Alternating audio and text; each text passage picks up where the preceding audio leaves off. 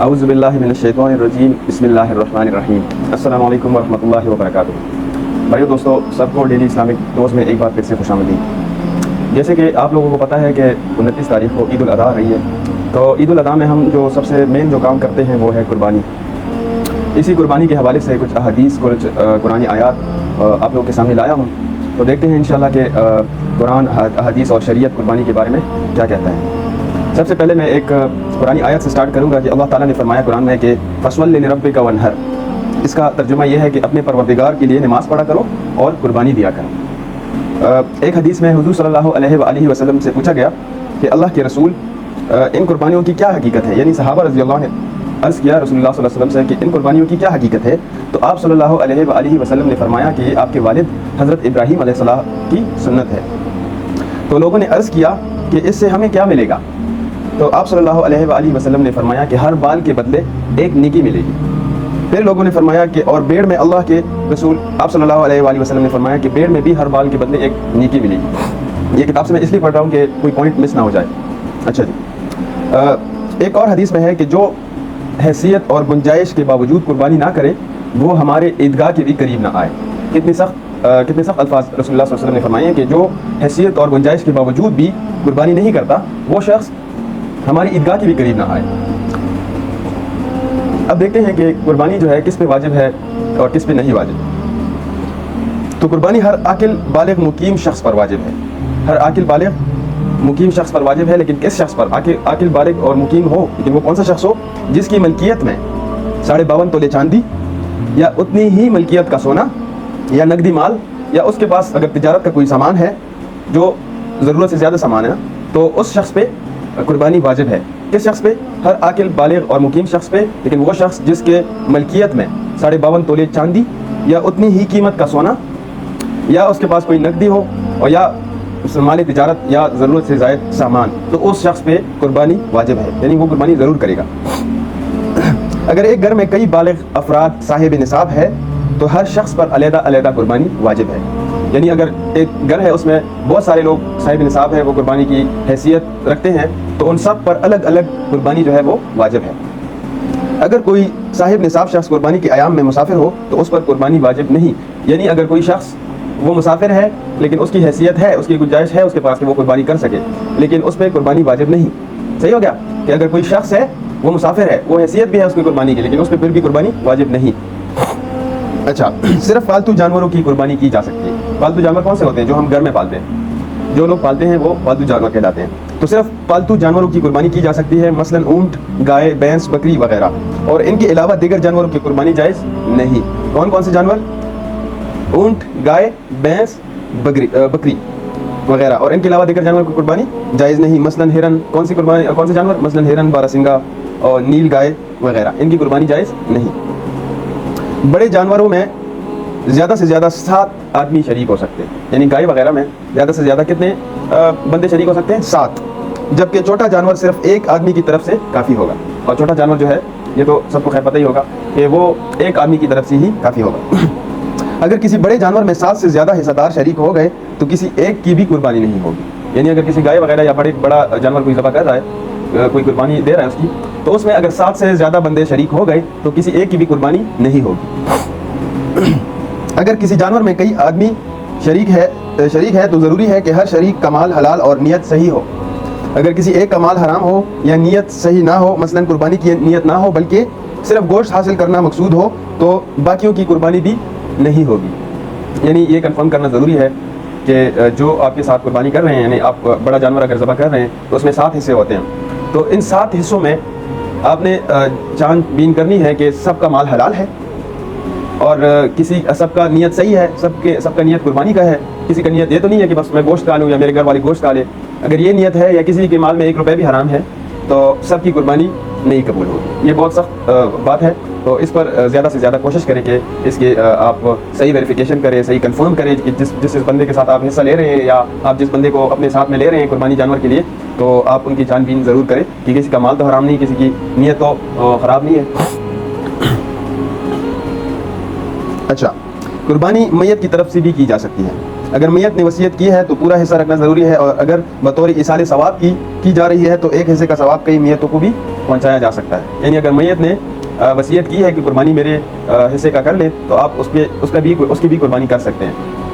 नहीं तो अगर आप इसाले सवाब की बतौर इसाले सवाब की आपकी कुर्बानी की जा रही है तो फिर कई मैयतों को उसका सवाब पहुंचाया जा सकता है अगर आपने वो किया हो कि कई मैयतों के लिए मैं कुर्बानी कर रहा हूँ। कुर्बानी के जानवर में वलीमा या अकीका का हिस्सा भी रखा जा सकता है। ये बहुत बड़ी नई बात है, आप लोग इसको ज़हन नशी कर लें कि कुर्बानी के जानवर में वलीमा या अकीका का हिस्सा भी रखा जा सकता है। अलबत्ता बेहतर यह है कि सब शुरका की नीयत कुर्बानी की हो। अच्छा, बेहतर यही है, सही है ना, कि सब शुरका की मतलब जितने भी शरीक बंदे हैं कुर्बानी में उन सब की नीयत कुर्बानी की हो। अगर कुर्बानी के दिन गुजर गए और कुर्बानी ना की तो तौबा व इस्तिग़फ़ार और कुर्बानी के काबिल दरमियानी दर्जे के छोटे जानवर भेड़ या बकरी वगैरह की कीमत सदका करना ज़रूरी है। यानी अगर आपसे ईद गुजर गई, ईद के 3 दिन गुजर गए, आपने कुर्बानी नहीं की तो आपको तौबा और इस्तिग़फ़ार करना चाहिए। और दूसरा काम क्या करना चाहिए कि एक छोटा जो भेड़ या बकरी होती है उसके जितनी कीमत बनती है वो आपने सदका करना होगी। गाय के 7वें हिस्से की कीमत का सदका काफ़ी नहीं। फिर आपने ये नहीं करना कि आपने एक हिस्से के बराबर जो है वो कीमत सदका करनी है, नहीं, आपने फिर एक छोटी बकरी या भेड़ जो जितनी कीमत में वो मिलती है आपने वही सदका करना है। फिर वो हिस्से वाला जो कीमत है वो काफ़ी नहीं रहेगा। अच्छा, अगर कई साल कुर्बानी ना की हो तो हर साल के बदले में एक जानवर की कीमत सदका करना ज़रूरी है। यानी अगर कोई बंदा है उसने उसकी हैसियत भी थी और उसकी गुंजाइश भी उसके पास थी कि वो कुर्बानी करे, लेकिन कई सालों तक वो कुर्बानी नहीं की, उसने कुर्बानियाँ नहीं की, तो उसको फिर हर साल जितने साल उसने कुर्बानी नहीं की तो हर साल के बदले में उसको एक जो छोटा जानवर है उसकी कीमत जो है वो सदका करना ज़रूरी है। जब ज़ुल्हज्जा का चांद नज़र आ जाए तो जिसका कुर्बानी का इरादा हो उसके लिए मुस्तहब है कि वो अपने सर और जिस्म के बाल और नाखून ना काटे, बशर्तिया वो ममनू हद तक ना पहुँचे हो। यानी जब ज़ुल्हज्जा का चांद नज़र आ जाए तो फिर जिससे कुर्बानी करनी है उसके लिए ये मुस्तहब है कि वो अपने नाखून, बाल और जिस्म के बाल भी वगैरह ना काटे, बशर्ते ये कि वो ममनू दर्जे तक ना पहुँचे हो, मतलब इतने ज़्यादा बड़े ना होना कि आपकी फिर नमाज भी ना हो। अच्छा, अब कुर्बानी का वक्त क्या है, कुर्बानी हम किस वक्त में कर सकते हैं? तो इसके बारे में एक हदीस मुबारक है कि आप सल्लल्लाहु अलैहि वसल्लम ने ईद के दिन खुतबा देते हुए फरमाया कि पहला काम जो हम आज के दिन ईद उल अज़हा में करते हैं ये है कि पहले हम नमाज़ पढ़ें फिर वापस आकर कुर्बानी करें। मतलब पहले नमाज़ पढ़ना ज़रूरी है, उसके बाद आपने आके कुर्बानी करनी है। जिसने इस तरह किया वो हमारे तरीक़ पर चला। यानी हुज़ूर सल्लल्लाहु अलैहि वसल्लम फरमा रहे हैं कि जिसने इस तरह किया वो हमारे तरीक़े पर चला, और जिसने नमाज से पहले ज़बह कर दिया तो ये एक ऐसा गोश्त होगा जिसे इसने अपने घर वालों के लिए जल्दी से तैयार कर लिया, ये कुर्बानी कतन नहीं।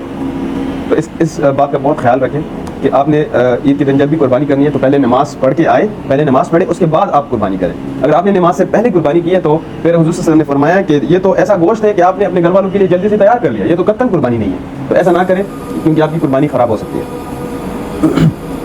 अच्छा, ईद की नमाज़ पढ़ने के बाद 12वीं तारीख के गुरूब आफ्ताब तक कुर्बानी का वक्त है। यानी तीसरे दिन के गुरूब आफ्ताब तक, तीसरे दिन जब सूरज ढलता है तो उस वक्त तक जो है कुर्बानी कर सकते हैं आप। सबसे अफजल पहला दिन, फिर दूसरा और फिर तीसरा। यानी सबसे अफजल क्या है कि बंदा पहले दिन ही कुर्बानी करे, नहीं तो दूसरे दिन करे, तीसरे दिन करे, लेकिन सबसे अफजल जो है वो पहला दिन है, फिर उसके बाद दूसरा, फिर तीसरा। वो गांव जहां ईद की नमाज नहीं होती वहां पर 10 ज़ुल्हज्जा को तुलूए सुबह सादिक के बाद भी कुर्बानी की जा सकती है। यानी कोई ऐसा गाँव है जहाँ पर ईद की नमाज नहीं होती तो सुबह सादिक जब तुलू होता है तो इसके बाद आप कुर्बानी कर सकते हैं। किसी शहर में एक जगह ईद की नमाज हो गई तो तमाम शहर में कुर्बानी की जा सकती है, अगरचे कुर्बानी करने वाले ने ईद की नमाज ना अदा की हो। अगर किसी शहर में ईद की नमाज हो गई तो आप फिर पूरे शहर में जो है वो कुर्बानी कर सकते हैं, अगर से आपने ईद की नमाज ना अदा की हो। बेहतर तो यही है कि आप पहले ईद की नमाज अदा करें, उसके बाद आप जो है वो कुर्बानी करें। अच्छा, कुर्बानी के जो जानवर है उनकी उम्र कितनी होनी चाहिए? जो बकरा और बकरी है उसकी उम्र जो होनी चाहिए वो 1 साल है, मिनिमम लिमिट है। अच्छा, ये 1 साल कम से कम होना चाहिए। गाय और भैंस जो है वो 2 साल के होने चाहिए। इसी तरह ऊँटनी जो है वो 5 साल की होनी चाहिए। अगर आप किसी ने बकरा या बकरी कुर्बानी देनी है उसकी तो 1 साल की कम से कम होनी चाहिए उनकी उम्र। इसके अलावा गाय या भैंस की जिन्हें ज़बह करनी है तो उसके लिए उनकी उम्र 2 साल तक होनी चाहिए। और इसी तरह जो ऊँटनी और ऊँट जिसने ज़बह करने कुर्बानी करनी है जिसकी, तो इसके लिए 5 साल की उम्र है, 5 साल से कम नहीं होनी चाहिए।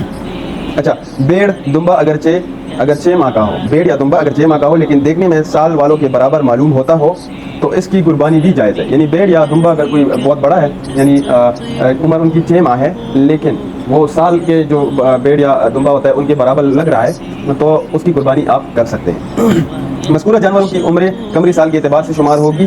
اگر جانور کی عمریں مکمل ہے تو دانت نہ نکلنے کا اعتبار نہیں کیا جائے گا. یعنی اگر جانور کی عمر صحیح ہے تو پھر دانت آپ نہ دیکھیں, بس وہ کہہ رہے ہیں کہ عمر اس کی پوری ہے تو پھر دانت نکلنے کا اعتبار نہیں کیا جائے گا. اگر قمری سال کے اعتبار سے ایک دن بھی عمر کم ہے تو قربانی جائز نہیں. مثلا کوئی جانور 11 ذو الحجہ کو پیدا ہوا تو اگلے سال 10 ذو الحجہ کو وہ ایک سال سے ایک دن کم ہے, لہٰذا اس کی قربانی جائز نہیں. یہ تو میں نے بتا دیا نا کہ اگر کوئی بمبا یا بیڑ جو ہے وہ 6 ماہ کا ہے لیکن وہ لگ 1 سال کے برابر والوں کا ہے تو اس کی قربانی جائز ہے, صحیح ہے. لیکن اگر کوئی جانور ہے ہی چھوٹا سا, یعنی اس کی عمر بھی پوری نہیں ہے لیکن وہ لگ بھی نہیں رہا 1 سال کا, تو پھر اس کی قربانی جائز نہیں ہے. اگر ایک دن بھی کم ہے نا, اس میں لکھا ہے کہ ایک دن بھی کم ہے تو پھر بھی اس کی قربانی جائز نہیں ہے. تو دوستو امید رکھتا ہوں کہ آپ لوگوں کو یہ جو آج کی جو ویڈیو ہے وہ پسند آئی ہوگی, اور اس کو آگے سے آگے اس لیے شیئر کریں زیادہ سے زیادہ کیونکہ لوگوں کو پتہ چلے کہ قربانی کس پہ واجب ہے, کن اوقات میں ہم قربانی کر سکتے ہیں, اس کے لیے جانور کی عمر کیا ہونی چاہیے اور رسول اللہ صلی اللہ علیہ وسلم نے اس کے بارے میں کیا فرمایا ہے. تو یہ ساری باتیں لوگوں کو معلوم ہونی چاہیے. تو انشاءاللہ اس کا ایک ٹاپک اور بھی ہے, اس کی میں انشاءاللہ کل ویڈیو پوسٹ کروں گا. تو انشاءاللہ ملیں گے نیکسٹ ویڈیو میں, تب تک کے لیے اللہ حافظ.